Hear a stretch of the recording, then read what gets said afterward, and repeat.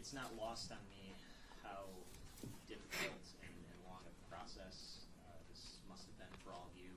I'm sure that when you reported for jury duty back on June 10th or June 11th, you probably did not expect to be still sitting here a month later. And at times you may have thought about some of those other jurors that got called the same day that you did and got to go home that same day, which seems to be a little unfair in a way. But you have come back every day. You've listened very diligently. You've listened and considered the evidence without complaint. And I just want to start by thanking you for that. I thank you on behalf of Kim Worthy, the prosecuting attorney for Wayne County, and I thank you on behalf of the family of Samantha Woll. I want to start by putting things into perspective for a moment. This case started tragically with a crime scene, with Samantha Woll's body, with a bloody apartment, and no real leads whatsoever at the beginning. The one true lead that comes up is this grainy video of a man right around the time of the suspected murder tampering with cars in a parking lot right by her home.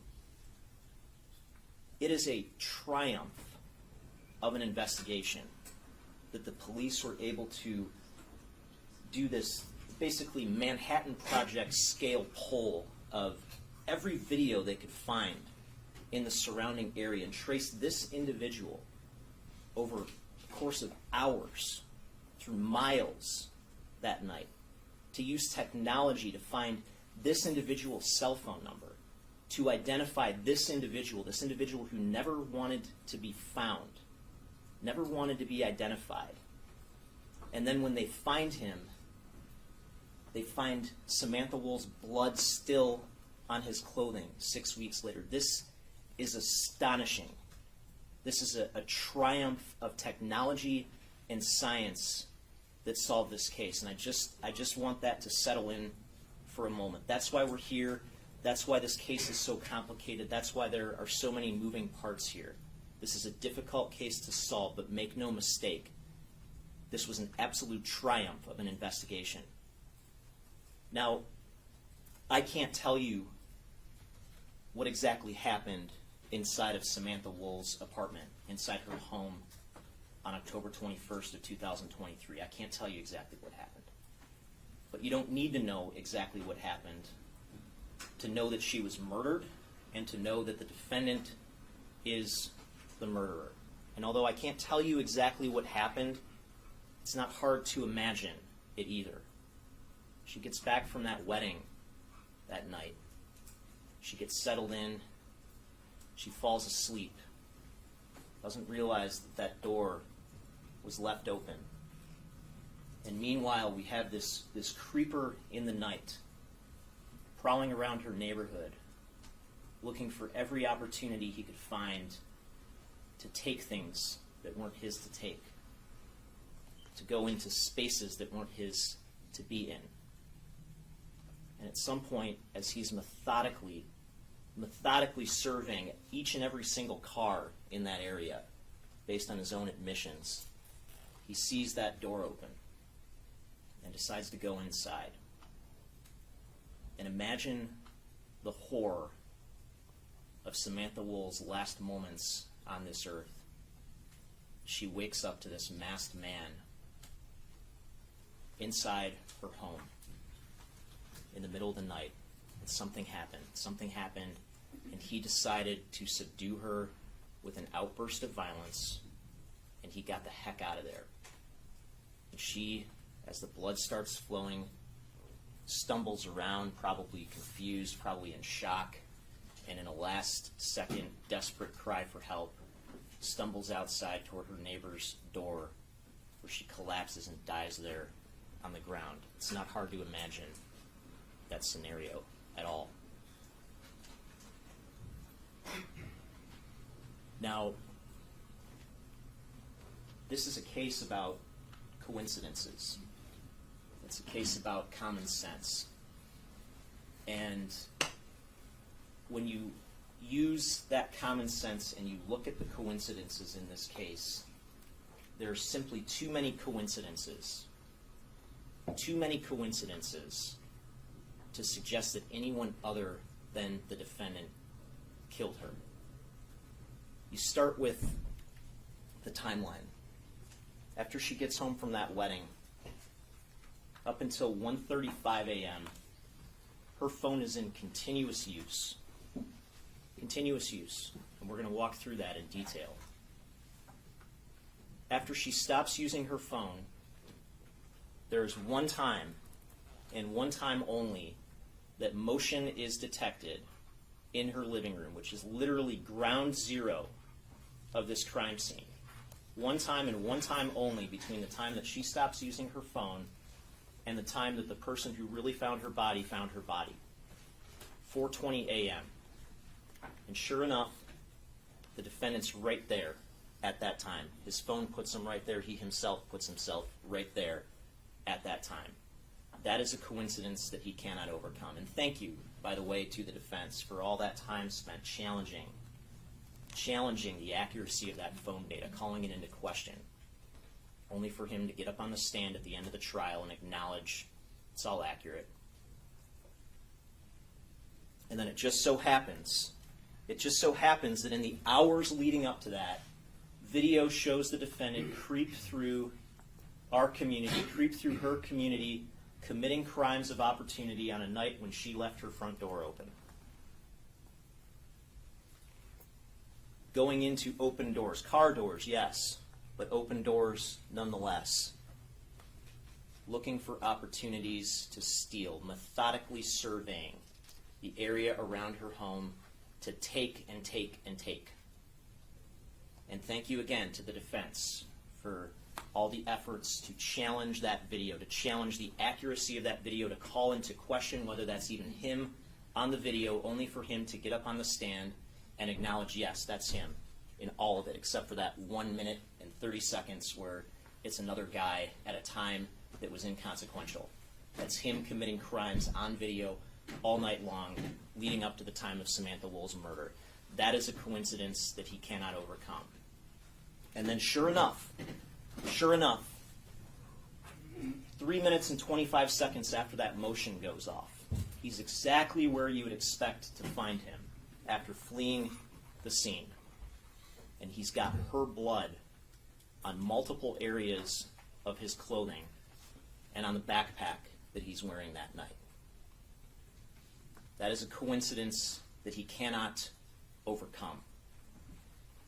And then lo and behold, after the person who really found her body finds her body at 6:20 a.m., her blood is still fresh, it's still wet, and it just so happens that as those responding officers arrive shortly after that, there's a vehicle parked just feet away from where the defendant was standing, tampering with another vehicle. And that the tires on that vehicle are freshly stabbed because they're still deflating at that time. That is a coincidence that he cannot overcome. And then lo and behold, once he's caught, he has nothing but lies to offer. Nothing but lie after lie after lie after lie after lie. But now that it's trial, and he's got everything on the line, ignore the other 50 times he lied, but believe him now. Don't believe him. This is the common sense case for a conviction right here. I asked each and every one of you when you were selected as jurors whether you would use your common sense to evaluate the evidence, and you all agreed that you would. This is the common sense case. A reasonable doubt in this case would mean that these coincidences are reasonably explainable, and they're simply not. Now, I want to walk through this in more detail. I'm going to walk through the people's case and the people's evidence, and then I'm going to comment toward the end of my argument on the defense case and the defense evidence. But I want to start with this concept of circumstantial evidence that you heard about in voir dire. You've already gotten an instruction from Judge Van Houten, and you're going to get another instruction. And again, that instruction says in part that the burden of proof that the people have in this case can be met solely with circumstantial evidence. It's for good reason. We have someone who did not want to get caught. We don't have any eyewitnesses. We don't have any video showing Samantha Woll being stabbed. This is a circumstantial case, but circumstantial evidence is not a bad word. It is powerful evidence, and the evidence here is powerful. And I want to walk through the circumstances. I'm going to go through each and every one of these circumstances that point to the defendant as Samantha Woll's killer. And I want to start with the set of circumstances that he was out there all night committing crimes of opportunity. Here we have him on video at 1 a.m. walking toward Woodward. His first opportunity of the night, this open door of a car. An open door, and what does he do? Does he walk by? No, he circles around it. He circles around it, surveying it, looking for an opportunity to steal. That's his first opportunity. 1:44 a.m., he's about a block away from Samantha Woll's home, where he starts to tamper with cars right in her area. That's where he is at 1:44 a.m., about a block away. The next time we see him, he's in the parking lot. This shadowy figure right near cars in her parking lot at 1:57 a.m. So he's moved closer now, closer to her home during this first pass-through of her neighborhood. 2:03 a.m., he's coming out down Lafayette, coming out of the walkway area near the walkway that leads to her unit. That's where he is at 2:04 a.m. The quickest and most direct way to get between those points is to go directly by her home. Go directly by her home on a night when her front door was open. And then where does he go from there? He goes to the Ducharme Place apartment just down the street on Lafayette. He's walking down Lafayette. This camera is from Ducharme Place. And after about 10 minutes from this video, we get the video on his phone at 2:16 a.m., where he's entered a building that he has no right to be in, to look for something to steal. In this case, a car. And he acknowledges that. He acknowledges that now. He acknowledged that in his interrogation after some prodding. I took a picture of a car in a parking structure. Of a Charger, or a Challenger. I told you, I took a picture of a car, a Scat Pack, that was it. In a Kingdom? No, in a parking structure. And then where does he go from there? He goes down to the Harbortown area. And again, it's going into cars. He surveys this car at White and McDougal just before 3 a.m. He's in there rummaging around. He walks away because there's some people down the street. And he methodically walks back to that car and emerges with the white bag. The white bag that's used as a marker to help track him through the rest of his journey that night. And what's his initial impulse when he's questioned about that? The bag came from a store. It came from the store. These stores all over here. It's a lie. 3:12 a.m. He's by the tower at Harbortown, by the parking structure there. And he scales this wall. Again, to go to a structure that he has no right to be in. To take things that aren't his to take. And what's his initial impulse when questioned about that? It's to lie. Structure? I'm most definitely scale no parking structure. I didn't scale no parking structure. That's not even me. Lies again. All the parking structure. I never jumped no wall. 3:23 a.m. After just committing a crime, here he is running away after committing a crime. 3:28 a.m. actual time.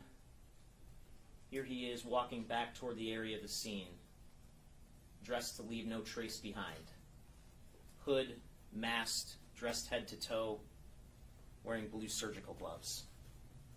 And again, what's his first impulse to do when he's questioned about the gloves? It's to lie, claim that they were winter gloves.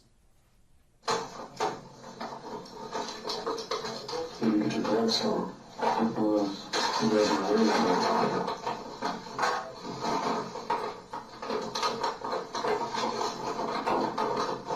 I'm not wearing like no specific type of look like the winter gloves?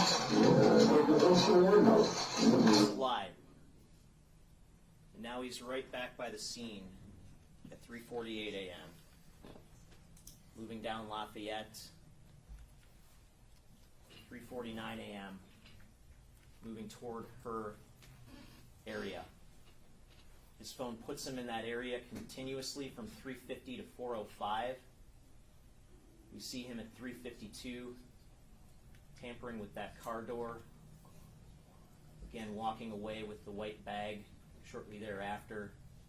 There he is at 3:52 a.m., even closer to her front door. 4 a.m. is the last time he's seen on the video, just a few frames here, right at 4 a.m., even closer at that point. That's him. That's him tampering with cars right in her area, right before she was murdered. And when he's asked about these crimes, he gives multiple different versions. Version 1 is he's totally innocent. Totally innocent, doesn't do anything wrong. It's like I haven't committed nothing. Don't do B&Es. Lie. I have not committed no crimes. Lie. I have not committed no crimes. I'm literally homeless. I sleep. I walk around. I have not hit cars. I'm literally like homeless. I walk around. I have not hit no cars or nothing. Fourth time. I didn't get nothing after going into no parking structure. I have not hit no cars. No parking structure. I have not hit no cars. I do not hit cars. I don't do that. I mean, listen, if you prove me wrong, listen, I'm telling you, I have not been committing no crimes. I have not been doing nothing. I don't steal cars. It's just lie after lie after lie. He lies with total ease. Sixth time. From 12:30 at night when you left home, her home, right? All the way to 4, almost 5 o'clock in the morning, you returned. Right, I walked to my auntie house, which is on Mac, you feel me? Check. I didn't go inside or nothing, I just normally walk. I just walk, bro. I literally go out and walk. Just going out walking. A lie. Didn't try handles. A lie. My handles, you wanna know what I really do? You wanna know what I really do? I don't try no handles. I don't. Version 2, when that doesn't work. Version 2, he's just out taking pictures of cars for other people to steal, but that's it. Nothing else. Listen, I'm not saying it's a group of guys, but it's a group of guys that ask for cars. They go on Telegram or shit like that, or then they tell you like, hey, yeah, if you could find sketch, you could make money, bro. Instagram, if you go to Instagram, 717 Tron, you feel me? They only ask to take pictures of cars, bro. That's all I was doing. But trust him, he's not hitting any handles. Hitting the handles. I'm not hitting the handles. Dude, we see you. I'm not hitting the handles. Lie after lie after lie. Version 2 doesn't work, so then he acknowledges finally he hit a few door handles. But he didn't take anything. Trust him. No houses or nothing, bro. I went out clicking a few handle doors, bro. That's it. I was taking a few pictures of some cars. That's it. I did not do nothing. He says he never took nothing out of no properties, no cars. A lie. I can take pictures.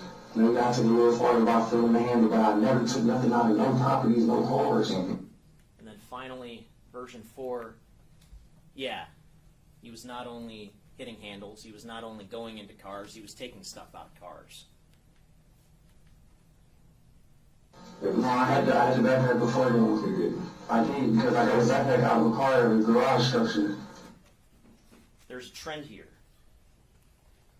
He lies, he gets confronted with evidence, and then he often lies again, changes his story, gives you more lies. It's the trend that you've seen on full display throughout these interrogations and during his testimony at trial. Now, when he's out there committing crimes of opportunity all night, he gets presented with an opportunity in the form of an open door at Samantha Woll's home.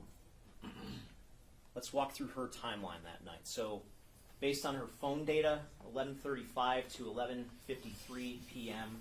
on October 20th, she's still at the wedding. Her phone puts her in Sterling Heights at the wedding venue. Happy as can be, as you heard from Ben Sofrin, who shared a dance with her at that wedding. 12:14 to 12:20, her phone puts her on I-94 heading westbound back toward home. Again, independent verification that this phone data works. 12:30, she arrives home based on the phone data. And you can see at 12:30, a car pulls up on Joliet and pulls into the secured parking area right in front of her home. Her front door indicates that it's open at 12:31, right after she parks the car. And right after that, the living room motion sensor is active. Again, verification that this data is telling the truth. She obviously goes upstairs and changes because the dress she wore to the wedding is upstairs on one of the beds, and when she's found, she's wearing different clothing. So obviously nothing's happening inside the home at this point. 12:35 to 12:38, the back door indicates open and closed. And when the police arrive, the back door is still in the locked position, suggesting it was closed. And you can see she had her vape pen out. Perhaps she opened the back door to vape. But the back door is frankly irrelevant. 1:01 a.m., the front door is still open, according to the ADT records. Okay? Front door is still open at 1:01 a.m., and there's no indication that it closed the rest of the night until the police arrived later on that morning. 1:02 a.m., you see continuous use of her cell phone. Her last outgoing text message is at 1:02 a.m. to the contact Barney in her phone, which is David Wilkinson, and it's a simple heart emoji. After that, 1:03 to 1:13 a.m., according to Exhibit 41, which is the device events report from her phone is unlocked. Phone's unlocked during that 10-minute period, and during that 10-minute period, based on Exhibit 42, which is the timeline from her phone, there is corresponding application use. It starts with the SMS app, consistent with what we all do. You go into your text sometimes quickly to read them, and then you go right out of them. 1:03 a.m. and 47 seconds, Instagram is open. Facebook is open at 1:12, and Instagram stops at 1:13. Okay, so roughly 10 minutes, the phone is unlocked, and roughly that entire time, Instagram is up and running on the phone. 1:14 to 1:22, just a minute later, just really seconds later, the phone is unlocked again for another extended period of time. About 8 minutes. And during that time, we have more app use. The SMS app is open that entire time. 1:24 a.m. is when the motion sensor in her living room goes idle. Okay, and this is important because that idle is kind of a misnomer, because the way it was described by Jesse Conwell, the representative from ADT who testified, the way the system works is that once the motion sensor detects motion, you get that message that says motion active. At that point, the system actually goes to sleep. Okay, it goes to sleep to save its battery, and then it wakes up 2 to 3 minutes later and scans for motion. Okay? If it finds motion when it wakes up, the system, you don't get anything. It's just there's just you get the first message saying it's active. If it doesn't find motion when it wakes up, it goes into idle. And what idle means is that it's continuously awake, scanning for motion.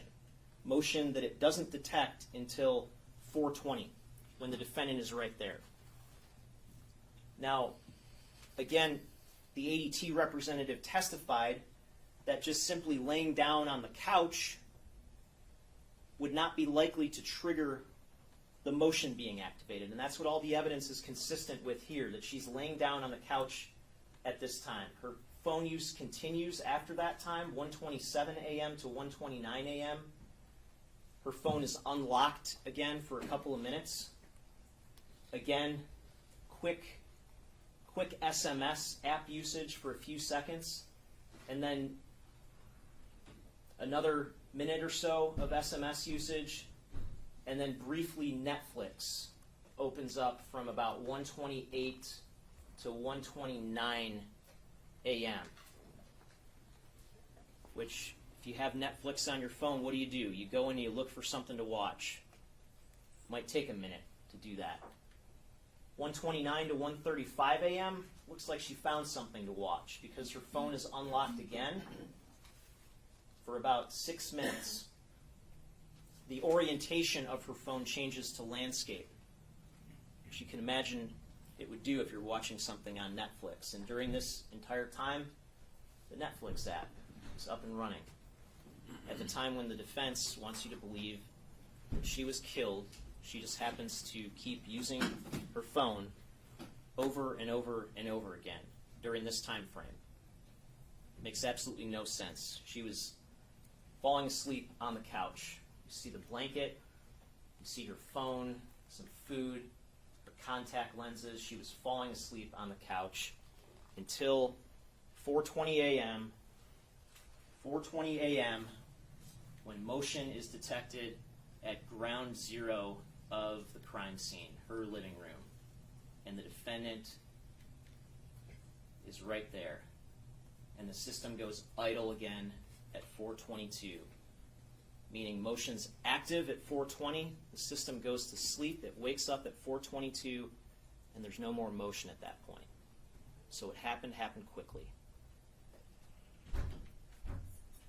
That's the only time between when her continuous phone use stops for the night, consistent with her being asleep, and the time that her body is found by the person who really found her body. That is the only time that motion is detected at the crime scene, 4:20 a.m. And he just happens to be right there at that time. Again, last time he's on video is at 4 a.m., but his phone puts him there continuously in that area. He puts himself there continuously in that area. Even in his second interrogation, he acknowledges he's there for about 20 minutes, hitting cars. Bro, I was hitting cars when I was hitting cars in the lot. I used though. Hitting cars in the lot. We got you there for 20 minutes. Hitting cars in the lot. Right. 20 minutes. Hitting cars in that area. Right. Hitting. And he's armed. He's armed that night. Don't let him tell you otherwise. Because look at this. Here's where the defendant's standing, 352, tampering with the car. And there's where that car was parked that had its tires slashed that same night. Look how close they are. And this was something that recently happened, because as these responding officers arrive, you can literally see in the video, if you speed it up, the car deflates. There's a starting point. There's the end point. The car's deflating. The tires are deflating that very morning. Slashed in multiple places, stabbed in multiple places. So here we have the location of a car with stabbed tires, just what, 150 feet away from a stabbed human being, the same morning, the same exact morning, and he just happens to be standing in close proximity to that car with the slashed tires. Just look at this. Look at even the pattern. I mean, it's like before he went inside that house, he wanted to make sure that knife was sharp enough to puncture something, just in case something went down in there. And when he gets caught, when he gets arrested, and he has this knife on him, without prompting, he tells the officers what? He says, "Seatbelt cutter." Oh, the audio didn't catch that, but it's like you might as well just say, "Not a murder weapon, officers. Nothing to see here, not a murder weapon. Don't worry about it." And then when he's questioned about that, it's the same thing. He distances himself from the knife and characterizes it as a seatbelt cutter. This was in my car. In my car, when I walked over, this is the seatbelt cutter. That's not a seatbelt cutter. What is a seatbelt cutter? You know, I got an RPU, so like if I... That's not a seatbelt cutter. The knife that Herbstman had on him, which he appropriately described as a seatbelt cutter, that's a seatbelt cutter. You see the notch there? This is not a seatbelt cutter. That's a knife. And then when they ask him whether he has other knives, he says no, he lies. He doesn't know how that knife just happened to get into the Moose Knuckles jacket that's his, that's hanging at his girlfriend's apartment. Or this other knife that's in there. Then there's the motive. And you're going to get this instruction from Judge Van Houten on motive that says you may consider whether the defendant had a reason to commit the alleged crime, but a reason by itself is not enough to find a person guilty of a crime. And importantly, motive is not one of the elements of murder. We don't have to prove motive. But he gave you motive when he testified. The same motive that he had to kill Samantha Woll is the same motive that he had to run away from the scene, to lie to the police. His claim was that he knew if he got in trouble for anything, he was going to go down. He was going to go down for a long time. And so what's the calculus? Once he's inside that house, doesn't expect to find somebody in that living room. Snap decisions made to unleash an outburst of violence because he doesn't want anybody to ever be able to say that's him inside of a place that he has no right to be in. He doesn't want to go down for that. The same motive he had to lie is the same motive he had to kill her. And then we have him getting away from the scene. Okay? It just so happens that 4:23 and 25 seconds, we see him emerge first on the video, coming across the Monroe Street Bridge across I-375, emerging directly from the area of the scene. So, phone puts him in proximity to the scene at 4:20. 4:23, 25 seconds, he starts to come across that bridge. You heard testimony that the difference between those 2 points is 1/4 of a mile. And it can be run at full speed in 70 seconds.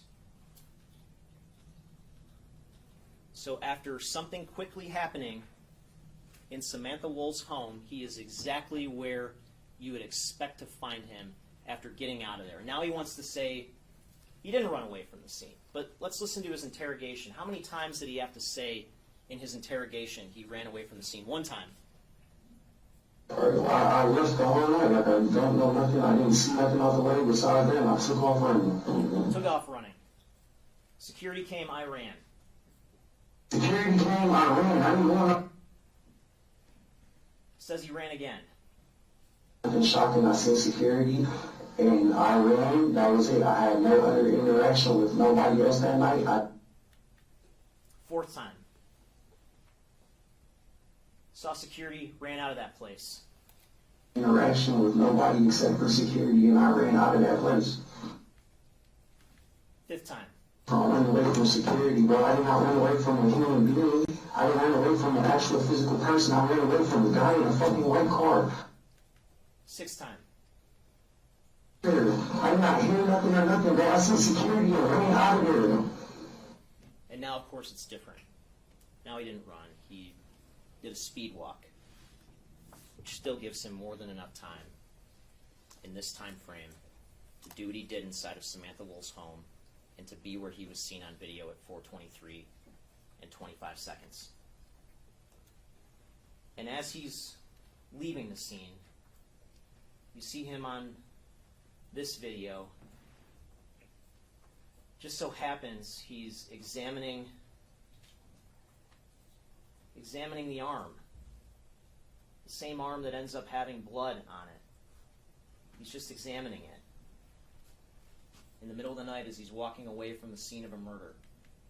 And then a few seconds later, he just takes off running. Just takes off running away in the middle of the night. And he sends this text message. He doesn't say, gosh, you wouldn't believe what happened. I just discovered a body. I'm freaked out. No, he just says he's busy. Because he's busy getting away from the scene of a murder that he committed. And just think about how his behavior changes after the 4:20 mark. All night long, it's let's find any opportunity he can to steal. And then after the 4:20 mark, it's straight home. It's straight home. That's it. His behavior totally changes. 4:30, he's walking in front of the 36th District Courthouse, and you can see he's again, now that he's in better light, he's examining that arm where the blood is found. 4:55, he's back home, but what does he do? He's walking, he's got to make this stop first in the alley, which you heard has some dumpsters in it, before heading back inside. Wonder what he's doing there. And he goes back inside with his girlfriend for the night.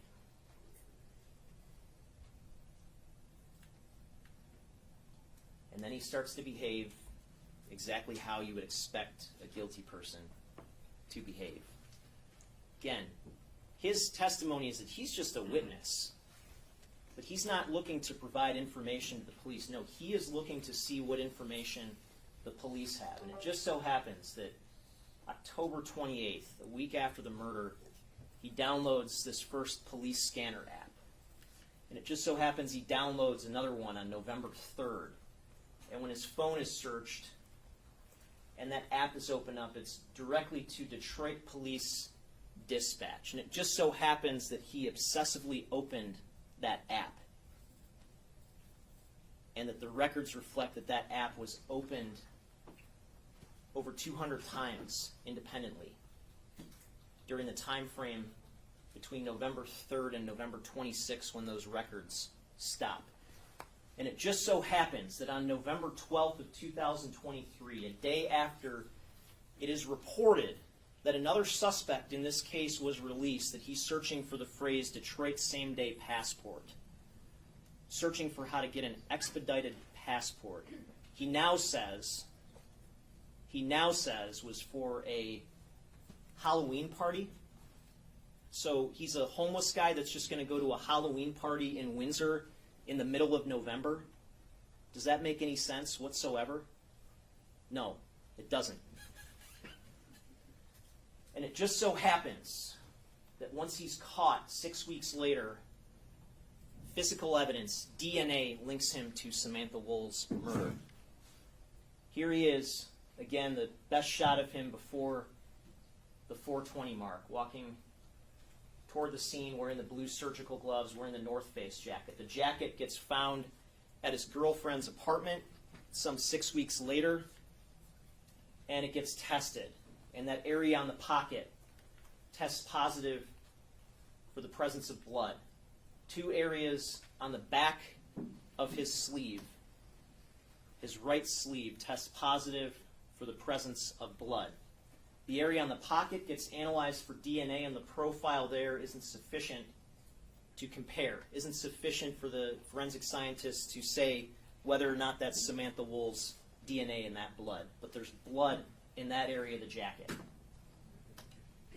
The other two spots, the profile is sufficient for comparison. And this one on the elbow area, the upper right sleeve stain swab, 2.2 trillion times more likely that it's Samantha Woll's DNA in that blood than someone else's. The lower stain sleeve swab, astonishingly higher, 32 quintillion times more likely if it originated from Samantha Woll compared to somebody else. And again, thank you to the defense for calling this into question, asking that forensic scientist, are you sure you double-checked it enough? Calling these scientific results into question only for him to get up on the stand and say, yeah, I had her blood on me. And it just so happens, again, that he says all he saw was blood on his hand. But look at that arm up and down as he's walking in the middle of the night. Look at him examine that arm again. His right arm, you see him sign his constitutional advice of rights form with his right hand. And this blood is exactly where you would expect it to be if he used his right arm to stab her. It's on his arm, the part of his arm that would be in closest contact with her as he's stabbing her. And then the backpack, again, that he's wearing on his way home from the crime scene, the backpack that is in the trunk of his car when he's arrested, strangely already cut in half. The backpack gets analyzed, and again, there's his first impulse when he's questioned about the backpack is the same impulse he always has. It's to lie. Back? No, there's no back there. Right. But when you return, you got a backpack, right? Yeah, the backpack was out of my car. My car is in that parking lot. Oh, so you sat by your car and put the... Lies about the backpack that has Samantha Woll's blood on it. Again, that backpack gets forensically analyzed. That area tests positive for the presence of blood. The DNA results confirm that it is 20 septillion times more likely that it's Samantha Woll's DNA in that blood than someone else's. Now, the defense wants to ask, why is there not more blood? Why is there not more blood? Well, the answer is that the entirety of the circumstances of Samantha Woll's death are consistent with this idea that this was an extremely quick killing and he got the heck out of there. They want to inject this idea that this was some kind of premeditated attack by one of her dating interests, one of her ex-boyfriends who left his phone at home, manages to elude and cloak himself and not be discovered on any video that night in the surrounding area.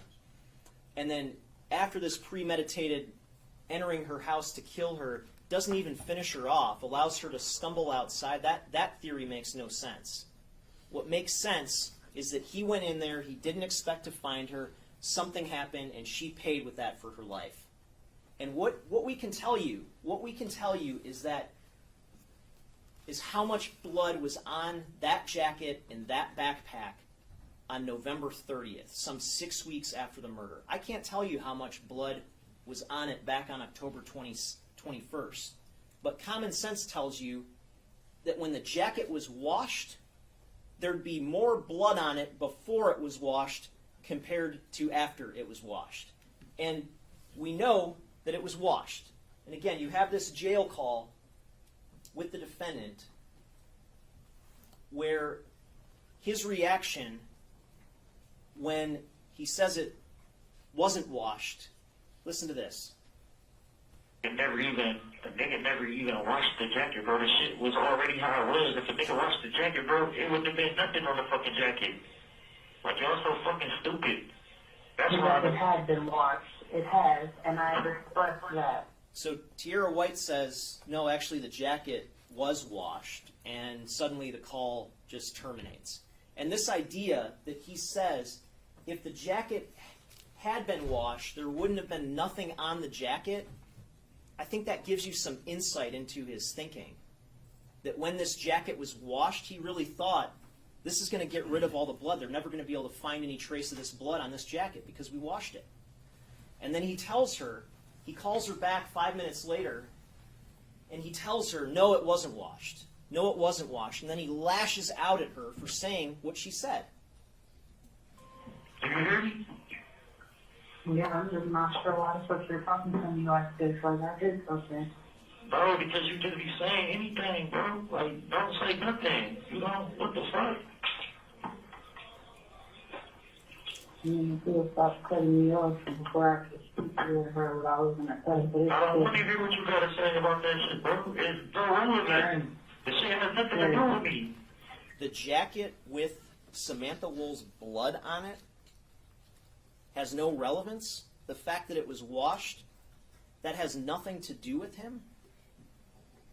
That's his thinking. And then it just so happens, and Tierra White told you she washed this jacket about a week after. About a week after the events of October 21st. And it just so happens that around that same time, he's searching the internet for black light sees what. And his testimony is that the reason he searched that is because he was literally standing under a black light at a haunted house, seeing what black light sees. Why would you need to Google what black light sees if you are literally standing under a black light at that very moment, observing it with your own eyes? That makes no sense. And you heard testimony from the medical examiner that these wounds that were inflicted into Samantha Woll, that he inflicted on Samantha Woll, this wasn't consistent with the type of wound that hit a major blood vessel, a major artery that would cause blood to spray out like you see in the movies. It just wasn't. There wasn't any major artery hit, so that when these stab wounds were inflicted, it's not as though blood's just going to be spraying everywhere. And sure enough, the blood pattern analyst expert who analyzed all the blood patterns observed in the photographs of the blood at the crime scene found that there was only this one small area toward the ground by the hallway door where there's a projected pattern, the type of blood pattern you would expect from hydraulic pressure causing blood to project outward. Just in this one small area. All the other blood that accumulated, the force acting on that was consistent with being gravity, just blood dripping. It's oozing out of her, the blood is dripping. So again, this isn't the type of situation where you would expect some kind of massive blood transfer during the actual attack. The defense wants to say that she was beat up, that there was some kind of massive tussle or fight inside the home before then. There's no evidence of that. She has bruises on her head, yes, consistent with a terminal fall. It just so happens that those bruises are in the same area where her head is in direct contact with the concrete when she's found. That's what caused those bruises. That's the common sense conclusion there. The rest of the abrasions on her are minor abrasions. The type of abrasions you would expect to see on someone who stumbles around after being stabbed before ultimately falling and collapsing to her death. They want to say that there was some major struggle outside of the context of the stabbing. Look at this view of the living room from Exhibit 12. You wouldn't even be able to tell this is a crime scene. I mean, all the books are upright, all the furniture is upright, everything's tidy. There wasn't some massive 5-minute, 10-minute long struggle in here. And if there was, we would have seen something more than bare footprints. Something more than what by all appearances are the victim's own bare footprints. Remember, she's found barefoot. Her sandals are found in the living room next to the couch. The conclusion is that those are her footprints in the blood. If the attacker had been inside while all this blood was coming out of her, you would see the attacker's footprints. But this is all consistent with the attacker getting the heck out of there after stabbing her and her stumbling around as the blood is oozing out. That's what this is consistent with. And common sense tells us, they want to attack the timeline. Common sense tells us that it takes a matter of seconds to inflict 8 stab wounds. A matter of seconds. The other thing that's worth noting is that the vast majority of her wounds were covered by her clothing, which again would minimize the amount of blood that you would expect to have transferred to the attacker. You look at the neck wounds. The neck wounds line up with 3 cuts on her undershirt and 3 cuts on her hoodie. So that's 2 layers of clothing. 2 layers of clothing standing in the way of blood transfer from those 3 wounds.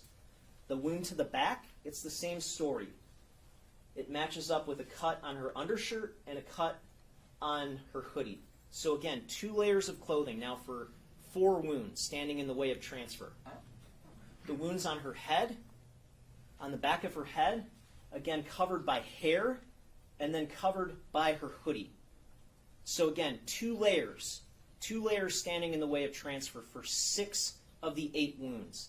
The other 2 wounds, the wounds to the neck, are the only ones where there wasn't something directly covering those wounds.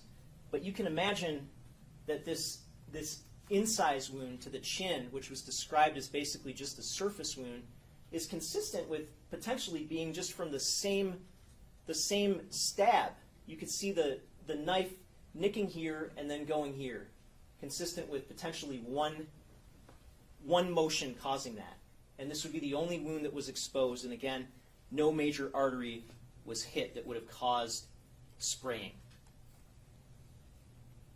They want to ask why there's more blood. And again, did we mention the jacket was washed? And now he gets on the stand and says there was blood on his hand, and he washed that too. There's your more blood. There's your more blood. There should not be any blood on his clothing. None whatsoever. If, as he claims, all he did was touch her for a moment, there should not be any blood on his clothing, let alone blood in multiple areas that persisted after that clothing was washed. There shouldn't be any blood if he's telling the truth. And then the last set of circumstances that I'm going to address, his lies. The lie after lie after lie that he told in these interrogations. And he wants to say now that he had no idea why he was in that interrogation room being questioned during the first interrogation on November 30th. He had no idea. Think about this. He claims that he's a witness to a high-profile murder that was on the news. He was right there. And he has no idea why they're talking to him. He honestly thinks that it's about a pawn shop. It's nonsense. It's complete nonsense. He knew exactly why he was there, and he had every right to not talk with the police, but he agreed to waive his rights and talk with them. Why? Not because he wanted to share information, but because he wanted to know what they had on him. And this idea that the defense wants to present, that when officers are interrogating a homicide suspect, that it's somehow inappropriate or impermissible to withhold information from them, to maybe give them some misinformation, to try to see what they're going to say, it's an absurd notion. Do you really think that in a homicide interrogation, the police are just going to sit down with their suspect and say, hey, homicide suspect, we think you did this murder. Here's everything we have on you. Here's everything we don't have on you. Why don't you just help us fill in the blanks out of the goodness of your heart? Do you really honestly think that's how it's supposed to work? Absolutely not. Absolutely not. He knew exactly why he was there, and that's why we see multiple times before he's even told that he's under investigation for any crime of violence or being questioned about any crime of violence, he's reassuring the police he doesn't do violence. First time. I don't steal, I don't hit no licks, I don't rob anybody, I don't know nothing. Second time. I'm not a strong arm, I didn't do nothing to nobody. Third time. I didn't commit no crime in getting them, I didn't take them strong arm, I didn't rob nobody. I didn't Fourth time. involved in nothing, I don't rob, I don't steal, I work, I'm a manager at Fresh Roots. Fifth time. I walk around downtown, I do not steal, I do not commit no crimes, I'm not strong arming, robbing nobody, I'm not stealing from properties or doing nothing of the sort, sir. What's interesting is he says I'm not robbing or strong arming anybody in the very same breath that he says he's not committing any crimes, which we know is a lie. Sixth time. I'm not robbing nobody, I'm not hurting nobody, I'm not doing nothing. Seventh time. I'm not hurting nobody, I'm not doing nothing. I'm not stealing nothing, I don't go to this. Eighth time. I'm going out like I'm walking. I'm not like, I'm not committing no crimes, I'm not hurting nobody, I'm not doing nothing wrong. Ninth time. Excuse me, but I'm telling you guys, I'm not hurting nobody, I'm not doing. And then we have him volunteering that he's going to be a snitch for law enforcement, an act of desperation on his part. Weed houses, fucking human trafficking houses, I will tell you all that, and that's all on the east side. I will tell you anything you need to know, I'm not on no bullshit. He'll tell you anything you need to know about weed houses and human trafficking to get out of there. Then we have his shifting knowledge about the victim. So even in his second interrogation, when he says he didn't see a lady, listen to this. What lady, bro, what lady, bro, what lady? The lady when you saw the emergency services, I only see security, bro. I don't see no lady, I only see security, bro. But then, oh yeah, actually, heard about this on the news. Like, me and my boss talk about this lady. We seen her on the news when it happened, bro. Right? So you're familiar with this lady? You know what Just she's straight out of the news. Yet he refuses to tell her, refuses to say what her name is. Wall. Don't know. That's what I'm telling her name is, right? That's what you say her name is. I don't know her name. I don't know her by So person. what does that say? I don't know her by nothing. Then you have his interrogation on November 30th, where he repeatedly denies, adamantly denies that he encountered anyone or anything out of the ordinary that night. You're going to get this instruction on false exculpatory statements that says in part that if a defendant makes a claim that is false that tends to exculpate him, like saying, I didn't see a body, I didn't see anything out of the ordinary that night, that you can use that evidence as consciousness of his guilt. And you should use that evidence here, because listen to his systematic lies. Listen to him lie with complete ease over and over, contradicting the sworn testimony that he gave in court. First time.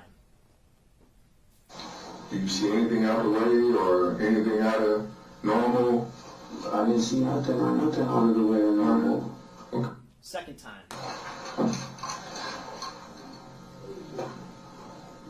There was an incident in one of the condos, right? What incident? Yeah, it was somebody got into it with somebody in one of the condos. I didn't get into it with nobody in no condos. I don't have no interaction with nobody. I didn't have no interaction with nobody this whole night. Nothing. Third time. The only thing I seen was a white security car with the yellow top light that was just going wrong, and I did from there. Fourth time. I left the whole night, like I don't know nothing, I didn't see nothing out the way besides that, I took off running. Fifth time. I did not have one interaction with nobody because I ran every time. Like an interaction that even happened, like the security brought around. Sixth time. I'm not See saying anything unusual? I didn't see anything unusual. shock you? I didn't see nothing that shocked me. I didn't see nothing that shocked me besides security, bro. 7th time. I didn't see nothing shocking. I seen security, and I ran. That was it. I had no other interaction with nobody else that night. 8th time. Cool. I had no interactions with nobody else because I ran every time. 9th time. Fuck is her, bro? Yeah, I know who she is. Why y'all keep saying her? I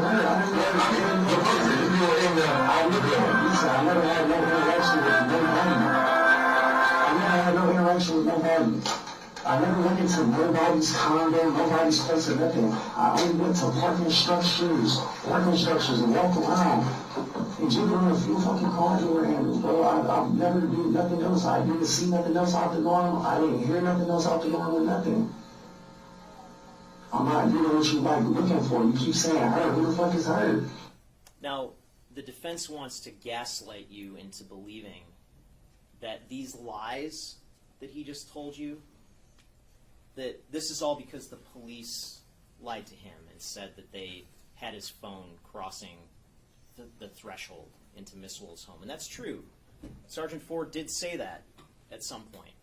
And the reason he said that is because of the pattern that you saw throughout this entire interrogation, that his story changed every time he was confronted with more evidence. But the important thing to recognize, those 9 times that he denied seeing anything out of the ordinary, coming across anyone, having any interactions with anybody, those lies were all before Sergeant Ford said that he had his phone going across the threshold, had his phone going inside the house. So the idea that Sergeant Ford, it's his fault that the defendant lied, is completely ridiculous. And then after he's told that, yeah, he continues to lie. 10th time. Security. Okay. Ain't bumping into anyone? Didn't bump into anybody. 11th time. And no interaction with nobody except for security, and I ran out of that place. 12th time. I don't know nothing about nobody. I didn't encounter nobody or nothing. 13th time. Trip over nobody. There was nobody out there. 14th time. I walked those routes. I was in that area. I did not hear nothing. I did not see nothing out the norm. I seen security and got the fuck on. 15th time. Outside or nothing what you said. What? 16th time. Out the norm or nothing. 17th time. Kill nobody. I don't know what happened. I didn't see nobody get hurt or nothing, but I feel. And then it's more of the same. 10 days later, once he's confronted with the DNA evidence and he sits down with Sergeant Ford again, it's more of the same. It's lies and a little bit of rage sprinkled in there. 18th time. Yes, sir. No, hear what? I didn't do nothing to nobody, bro. I'm telling you, I didn't see no woman or nothing, so. 19th time. Yeah.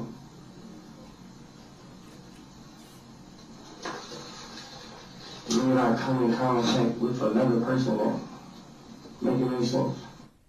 20th time. With a fucking car box. That's it, bro, cars. I don't run into no physical person, bro. I only see security in the vehicle, and I got the fuck on. 21st time.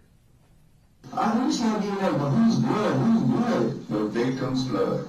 I don't even know no victim, bro. I never met no victim. I never seen nobody else that night or nothing except for homeless people, bro. 22nd time. Bro, I did not hurt nobody. I don't care what you talking about with DNA on my coach, bro. I did not hurt nobody or see nobody.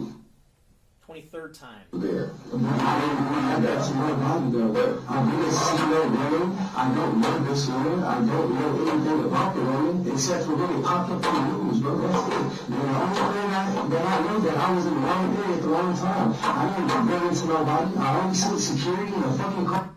24th time. When, why the fuck? Her blood is on you. Don't know. Never see nobody. I don't know why her blood is on you. If you ain't just seeing. And they want to tell you that, yeah, Sergeant Ford used some tough words with the defendant, but they want to make him seem like he's acting like a little angel in this interrogation.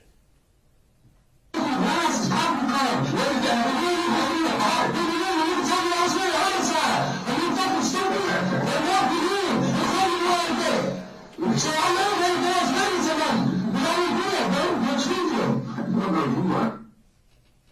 it's okay for him to start this interrogation off with another lie where he claims that he's slow and can't read or write. I'm slow, man. I got you.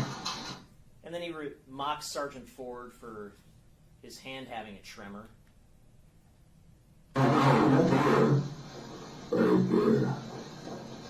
Okay, that's cool. I'm nervous. Samantha Woll, brother, you okay? It's okay. There you go. Can you see? He repeatedly calls him slow. But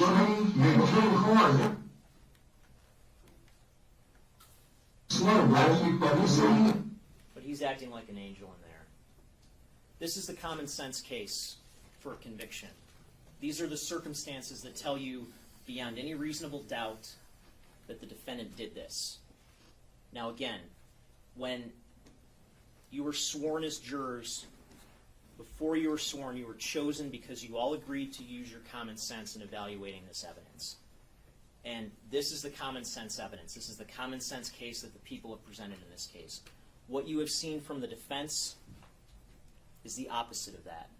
Okay, it is the job of the defense in every case to try to create reasonable doubt. That's their job.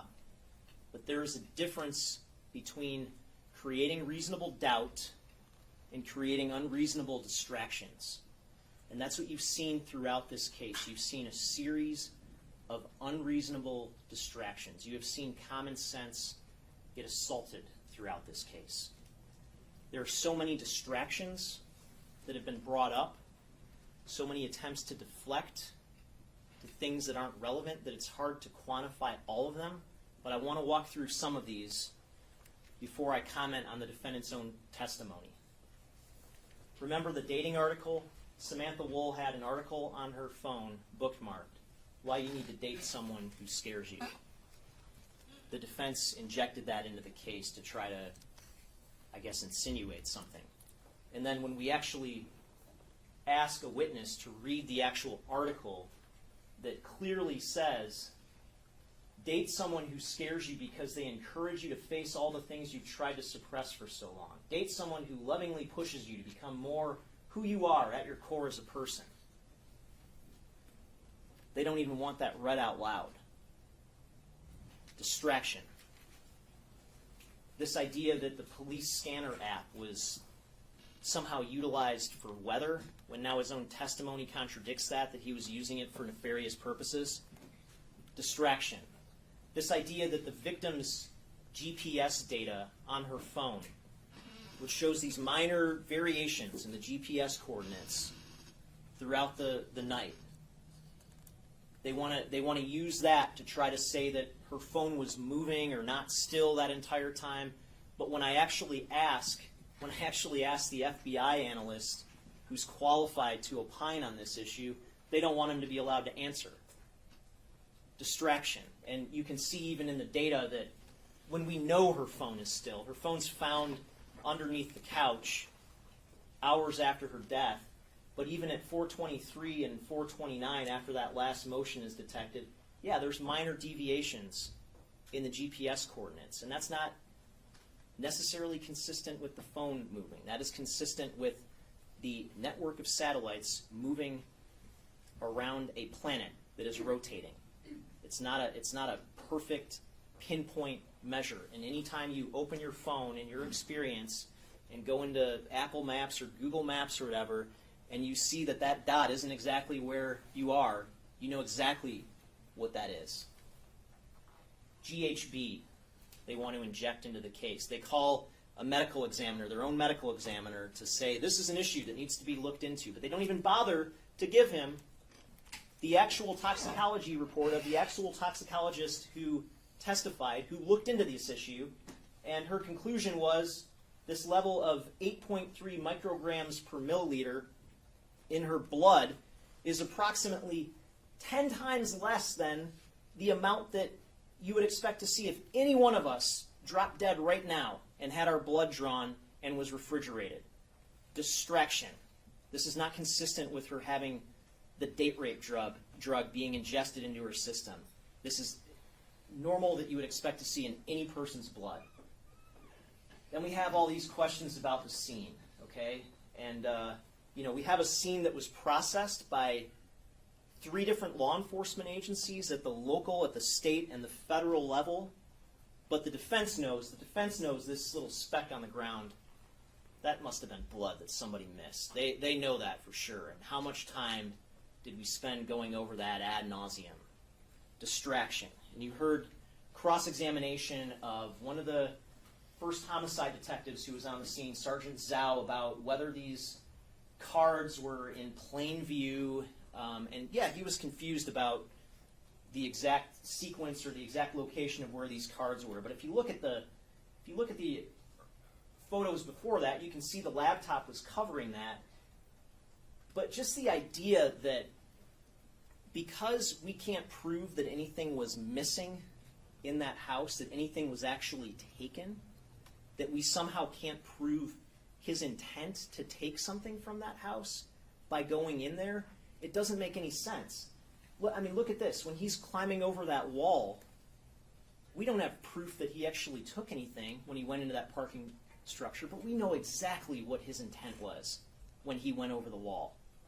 The fact that we can't prove that something was taken is of absolutely no consequence in this case. Distraction. And we have Herbstman's cameras. They wanted you to believe that he maliciously tore these down to hide evidence of him leaving the house on the night of Samantha Woll's death. But then we see, lo and behold, the officers took those down as part of their ordinary course of what they do when executing a search warrant. Distraction. Herbstman's gloves and jackets, all this time spent pointing out that, yeah, he had a North Face jacket. He had surgical gloves. So what? He wasn't the one praying around in the middle of the night in Samantha Woll's neighborhood wearing blue surgical gloves and a North Face jacket. That was the defendant. That was uniquely him. Distraction. Then we spent all this time with the wrong person on the video. Again, this 1 minute, roughly 1 minute and 30-second portion at an inconsequential time. Yeah, it was the wrong guy in the video. It's a good catch. But that doesn't change the fact that every single other portion of the video is the defendant. All the times where we see him committing crimes, that's the defendant. That's not this other guy. Distraction. And then we have this person running away at approximately 1:24. And if you look at this video, if you really go frame by frame, which you'll have the opportunity to do once you take the evidence back with you to deliberate, you can see that this car pulls up just before 1:21. You can see it looks like a door opens. The door opens, and then you can see a person emerge from the car. And this happens from 1:20 in 56 seconds to 1:22 and 23 seconds. And they want you to believe that she was killed at this time, at around this time, when it just so happens, again, her phone is being continuously used during this time. 1:14 to 1:22, continuous use. 1:27 to 1:29, continuous use. 1:29 to 1:35, continuously used. And they would just have you believe that she gets stabbed 8 times and just decides to watch Netflix with the last minutes of her life. It's preposterous. And then lo and behold, when her phone is found, it's not full of blood. Where's the blood all over the phone? If she was using her phone after she got stabbed, where's the blood on the phone? There's like a speck, a drop. If she was using the phone after she got stabbed, that thing would have been soaked in blood. But it wasn't, because she was still alive at 1:35 when her phone stops being used because she fell asleep at that time. She was still alive then. That's it. Distraction. And then we have the shifting narrative of who did this. Who did this? In the opening statement, you heard Jeff Herbstman, Jeff Herbstman, Jeff Herbstman, Jeff Herbstman. Well, that didn't work. So then it's Aaron Pergament, and then that didn't work. And then it's Brett Foreman. When the defense poses this question, who killed Samantha Woll, the answer is apparently everybody but the guy with her blood on him. Of course, he's the only innocent one here. The criminal in the night, praying around her neighborhood with her blood on him, that's the only innocent person. All these other guys are guilty. And if you look at Herbstman, if you look at his statement that he made in this body-worn camera, when you have this human being basically reduced to the human equivalent of a puddle of water in this hotel parking lot, in a totally ridiculous and despondent state of mind, they want to call it a confession. The closest thing there is to a confession is this one snippet of the video right toward the beginning where he says, and then you can't really hear, and I don't remember. I don't remember. I don't remember anything. What's your name? Jeffrey Herbstman. And the officer who was there with him, Allison Baker with the Kalamazoo Police Department, didn't hear him say, I killed her and I don't remember, but when she reviewed the body cam, she thought that that's what he said. And maybe he did say that. I don't know. I don't hear it directly in there. But the point is that a confession has to be detailed. He could not provide any details. He didn't provide any details. All that he said essentially was that in this state of grief, in this state of despair that he was in, that he caused himself to believe that he was somehow responsible for her death. But he couldn't remember, couldn't tell them anything. And when they asked him, when was the last time you saw your girlfriend? When was the last time that you saw your girlfriend? Look at Dora. October 7th. October 7th? He says it was the Jewish holiday on October 7th, which is the same thing he testified to. He didn't see her the night of her death. And the police looked into this. They scoured pretty much every aspect of his life. They put him under 24-hour surveillance, you heard from Lieutenant Sanchez. They got a search warrant for his residence. They tore up his residence. They went back a second time. They got a search warrant for the video system at the residence to try to retrieve video from the cloud, from the Arlo system. Didn't find anything because the system wasn't in use. They got a search warrant for the place next door to him to try to get their video. Couldn't find any video. They searched his vehicle, tore it up. You saw that. You saw the photos of that. They took out every single thing from that vehicle that they could find. They searched his infotainment center. They searched his phone multiple times, once on October 22nd, once after his arrest in Kalamazoo. They searched his phone records. They searched his iPad. They searched scooter companies for records for him. They searched Lyft and Uber. And they found nothing. They examined every aspect of his life, and they found no evidence that he was connected with Samantha Woll's death. And so here's kind of the box score. If you were to compare the evidence against the defendant with the evidence against Jeff Herbstman. They kind of start off at equal footing. If you look at things like fingerprints at the scene and DNA at the scene, there's nothing of value recovered in that regard for anybody. So they start off on equal footing. But then you get to the statements. And for the defendant, you have lies. You have lies. Lies and lies and lies that tell you he's guilty. For Herbstman, you have this ambiguous statement. That's all it is an ambiguous statement. Herbstman has no motive, the defendant does. Herbstman's phone doesn't put him at the location, the defendant does. Herbstman had nothing incriminating in his phone in terms of text messages, search history, the defendant did. No video connects Herbstman to this killing. Plenty of video connects the defendant. And then we have the DNA evidence. And imagine how if Jeff Herbstman had gone to trial, if somehow he had been charged and he went to trial, and our only evidence against him is this ambiguous statement that he made, and then it comes out at trial that there's this criminal in the night who is there at the time that motion went off and who has the victim's blood on him. Imagine how that prosecution would have gone. That would have exonerated him, and that's what this evidence does. It exonerates him. Then you get to the defense case in general. And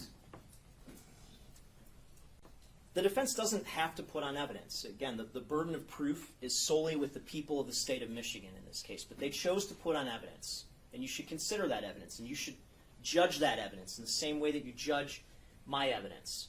And here's the case that they put on. They call in the original officer in charge, who is on maternity leave, basically to ask her the same questions that they asked Lieutenant Sanchez, who supervised the case. And to inject this concept into the case, well, because this thing with Jeff Herbstman didn't work out, let's try to focus on Aaron Pergamon a little bit. And so they inject this concept into the case that there was a text message where Aaron Pergamon referenced having a key. But they didn't ask Aaron Pergamon about that text message. They waited until he was off the stand to inject this idea into the case, and to inject this idea into the case that he was somehow a stalker, even though there's no evidence to support that. They call a medical examiner whose basic testimony is, I don't have anything to say because I don't have enough information. That was a waste of time. And then they try to inject this theory that Brett Foreman was somehow responsible because, well, he had a hypothetical conversation with somebody, as you would expect anybody would do in these circumstances. Any curious person is going to want to know what the heck happened to their friend when there's no information out there about what happened. And he has this hypothetical conversation about what a hypothetical person might have done to get away with this. And that somehow was useful. It was a complete waste of time. If you look at, again, how this stacks up with Pergamon, there's nothing. There's nothing that connects him to this crime. Foreman, there's absolutely nothing that connects him to this crime. You're going to get this instruction on witness credibility that you should use when you evaluate the defendant's sworn testimony in this case. And that instruction that Judge Van Houten is going to give you gives you a number of factors that you should consider. Not all of them are particularly relevant, but some of them are. One of the factors is this: does the witness have any bias, prejudice, or personal interest in how this case is decided?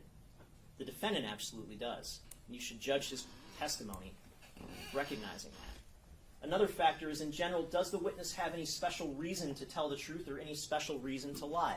Again, the defendant has a very special reason to lie. It's the same reason he's been lying all along. He still has that same reason to lie.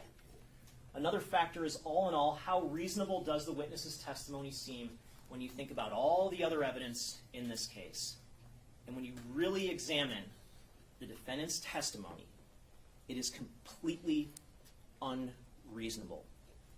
I want to walk through this point by point, and then I'm going to be mostly done for now. He would have you believe that he wasn't desperate for money, didn't need money, yet he's just out there all night stealing anything he could get his hands on out of cars. That's his starting point. Nonsense. He would have you believe that the one and only time that he goes out all night to tamper with people's cars and to steal stuff from cars was just this one night that Samantha Woll happened to be killed, even though he describes as a criminal hobby this idea that he's part of this Telegram group of guys that he sends pictures to about stealing cars. Nonsense. He would have you believe that he was not armed. Not armed that night. He is going out in the middle of the night, all alone, to commit crime after crime after crime all throughout our city. Has no idea what he's going to encounter, who he's going to encounter, but he doesn't have a knife on him, doesn't have any form of protection on him, yet he just so happens to have a knife on him when he's arrested 6 weeks later, and he just so happens to have a knife in the pocket of his moose knuckles jacket, his winter jacket that's at his girlfriend's house. That knife just happened to jump into that pocket without explanation. No idea how that got there. And again, this is November 30th when he's arrested. It's colder then. It's winter jacket season. He has no idea how that knife got there, that knife that the trace evidence examiner, forensic scientist Christy Sekadat, used to cut into the fabric of Samantha Woll's hoodie, her clothing, and found that a knife entirely consistent with that knife could have made those same incisions. The same incisions that he made in her the night that she was killed.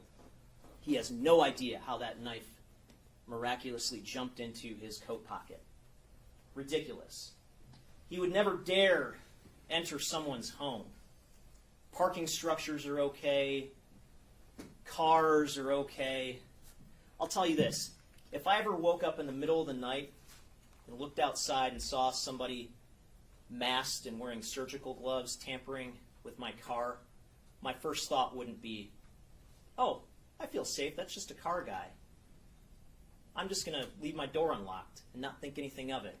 It's ridiculous. Nothing is off limits to this man. He never noticed her front door was open, he would have you believe, as he was meticulously and methodically surveying every single car in that area, in the parking lot right in front of her home, in the parking lot adjacent to her home at the end of Joliet Place. He was surveying each and every car, and he didn't happen to see that a door was open. Look at what the cops saw when they arrived. And I can't tell you how wide the door was open. We don't know that from the ADT system data. But these buildings have glass facades. These buildings are lit up like an aquarium. And she had a light on downstairs and a light on upstairs. Anybody in and around the area, as he was, for that amount of time, close to an hour between the 2 points in time that night that he was in that area, would notice that that door was open. He, who was methodically looking for crimes of opportunity that night, would have noticed that that door was open. Then he would have you believe that immediately after running from security, he just happens to decide on a night that he's acting in complete self-interest, not thinking of anybody but himself. Suddenly he becomes a good Samaritan. And what's interesting here is, according to the video, the last time we see security coming down that street is at 4:10. 4:10. And he testified on Wednesday that he saw security and he basically ran over to the parking lot area by Miss Woll's home, right in front of her home. That gives him all the time in the world. All the time in the world, if that timeline is accurate. Then he'd have you believe that as he is running from security, thinking only of himself, committing crimes in the night, he sees a dark figure, a mysterious dark figure that he decides to take it upon himself to investigate. This is what the conditions were when the police arrived. Look at that light right at the top right-hand corner of the screen. This place was lit up like Times Square. There's no dark figure. That is great. That is all right.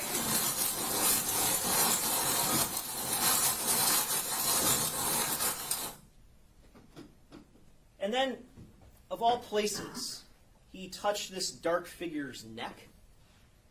That I will agree with. He did touch her neck. He touched her neck with the knife that he plunged into it repeatedly. But the idea, and this is what he would have seen as he approached her, and you heard from Kevin Mull, the person who actually found her body, that when he approached her at 6:20, he touched her back. And you can see a small area of her back was exposed. That would be the logical place. If you're going to check on her, you would touch her back. And he touched her neck. He touched her neck when she's laying like this, with her neck not at all exposed. And he says he held his hand by her face to see if there was breath coming out when her face is basically smushed into the ground. It makes absolutely no sense.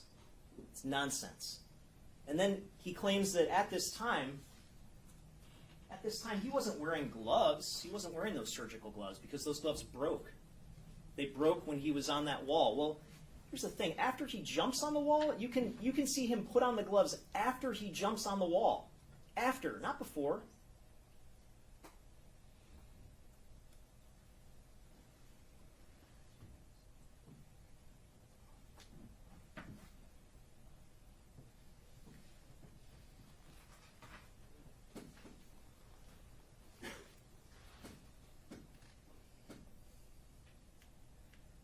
And then when he's off the wall, long after, 20 minutes after jumping over the wall, he's got the gloves on. 3:36, he's walking down the street, and you can kind of see in this grainy video on his left hand white. There it is. There it is. Still has the gloves on. And then he would have you believe that blood from the victim just magically transferred from his right hand, which is all he says he touched her with, and just happened to get in multiple spots down here on his arm, and happened to get, I mean, there's more blood found on the pocket. Obviously, we can't say that Samantha Woll's blood with any certainty, but there's more blood found in his left pocket area. That blood just magically transferred, and magically transferred to the backpack.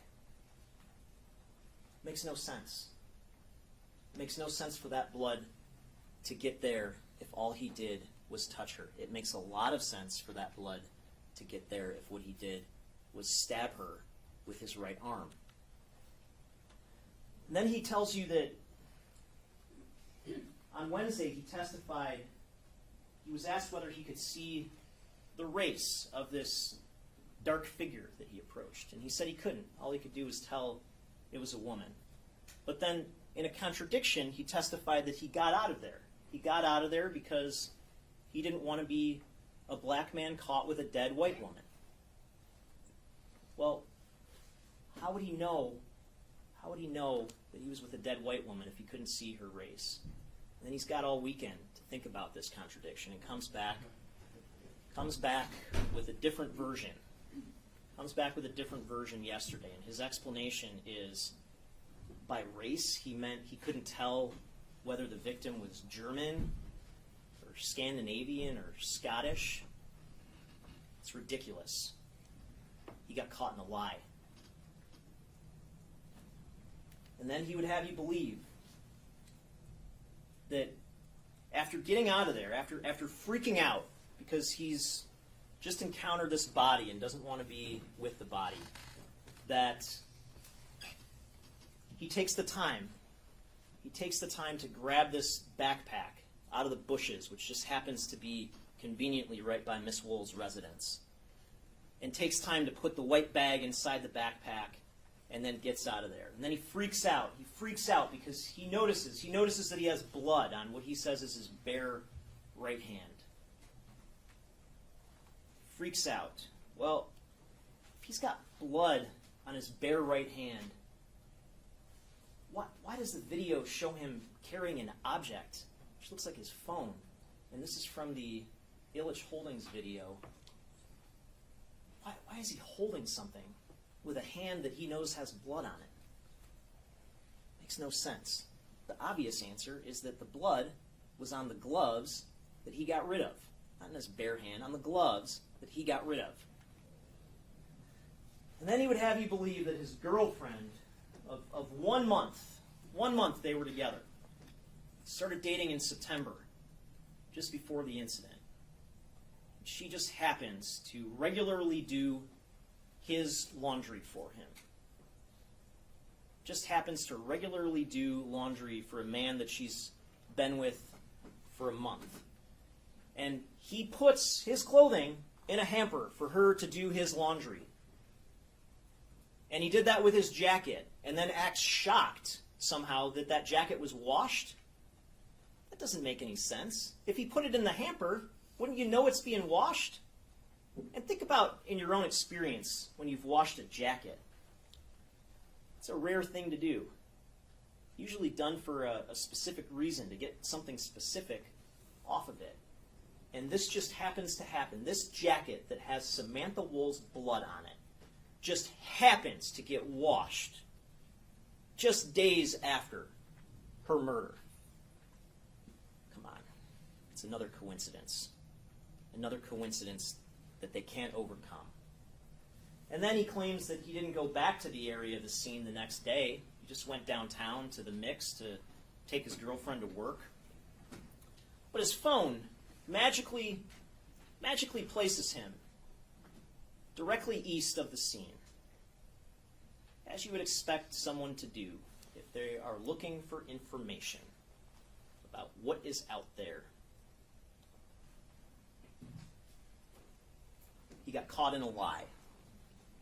He stood on that witness, he sat there in that witness chair, and he lied to you. That's all that he did. He lied and lied. And the one thing I guess they forgot to rehearse with him was this. And he's caught in that lie. He did go back to the area of the scene, as you would expect him to do. His testimony is completely unreasonable. On each and every point, it makes no sense. It makes no sense, and it does not create reasonable, common sense doubt in this case. Now, one thing that tells us that this is unreasonable. You look at this jail call from January 23rd after the exam with the defense attorney. And the defendant asks, if this was a poker hand, who's looking good? It's interesting that he'd ask if this was a poker hand, invoking a game where you're dealt a hand, and your ability to win is dependent on how well you are able to deceive your opponent. It's interesting that he would invoke that game. And the response is, you're looking good. You're looking good based on our theory. More so on the thing, if this was a poker hand, if this was poker, who's looking good? Well, yeah. And as far as establishing, planting seeds and establishing our theory, I mean, you're looking good. I don't believe that they can't prove beyond a reasonable doubt that you did it. They have no evidence. Why is it a theory? Why is it a theory? If he knows what really happened, why is it just a theory? And then you have, as the conversation continues, there's this discussion about how the judge said something to the effect of, you being the thief that you are, you could have just stumbled across her and run her pockets. Notice how the suggestion isn't you just stumbled upon her for totally innocuous reasons because you're a good Samaritan. But even that gets rejected by the defendant. Hey, it's very plausible, it's very possible that, being a quote-unquote thief you are, came across the body. He still had to defame a nigga. Still had to.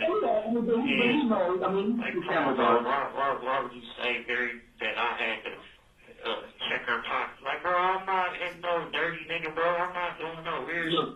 And then again, right after that, there's this discussion. It's possible that our theory, she died earlier, got up, stumbled outside, and you, just like the other witness, came across her body and touched her.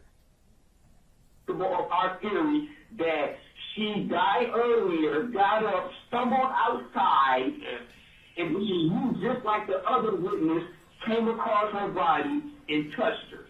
Yeah. Why is it just a theory, if that's what happened? Why is it just a theory? And then he wants you to believe that he actually, after leaving that second interrogation room on December 10th, after his lies didn't work, and he was going down to the Detroit Detention Center to get booked, he wants you to believe that he actually changed his story then and told that arresting officer, Officer Osman, that, well, actually, this is what happened. I just touched her body. Yet conveniently, that isn't on body-worn camera footage. Yet conveniently, the officer barely recalls that conversation, which you think would be the most important part of that arrest if that actually happened. But even if he did say that, does that change anything? Does that change anything for him to do what he's been doing throughout this entire case? He says a lie that doesn't work, and then he just changes his story. And that's all that the defense is in this case. Don't believe him. Don't believe what he said, these 20, 30, 40 lies that he told during his interrogation. Don't worry about those, but believe him now. You cannot believe him. You cannot believe him. He's charged with felony murder, premeditated murder, home invasion in the first degree, and lying to the police. And I'm going to spend very little time talking about these because you're going to get a detailed set of instructions from Judge Van Houten about the elements of these offenses. The thing I just want to touch on for felony murder, okay, and this is the primary charge in this case, felony murder. This is a charge where someone commits a murder in the course of committing or attempting to commit another felony, attempt being the key word. And there are two possible, what are called predicate crimes here. One is larceny, and specifically attempted larceny, again, because we can't prove that he took anything from her home. But we can prove that he attempted to, based on all the circumstantial evidence. And the other is home invasion in the first degree, which is assaulting Samantha Woll inside of her home after entering that home without permission.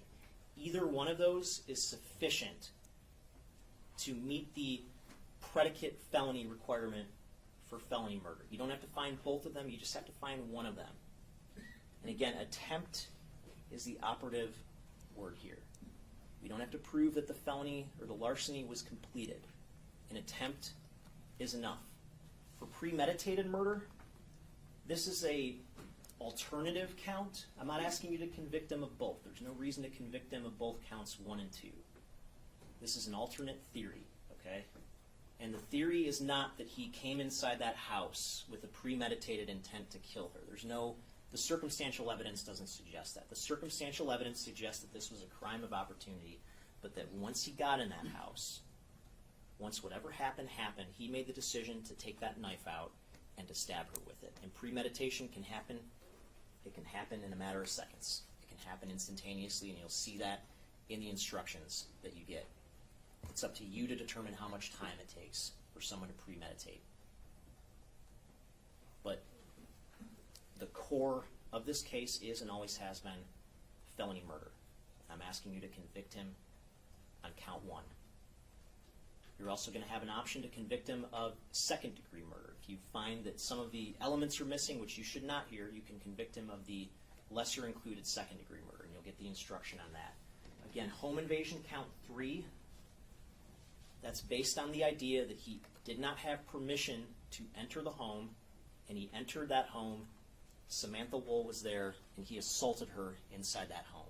That satisfies the elements of home invasion, and then lying to the police is based on him being told about the property crimes that he was being under investigation for, and lying about those property crimes. I'm going to sit down now. I'm going to have an opportunity to address you again once the defense has completed its closing argument. I thank you again for your service in this case. I thank you for listening to me. Thank you for hearing me out. I just ask that you keep hold of that common sense. Keep hold of that common sense that's been guiding you throughout this case and will hopefully continue to guide you throughout your deliberations. Thank you.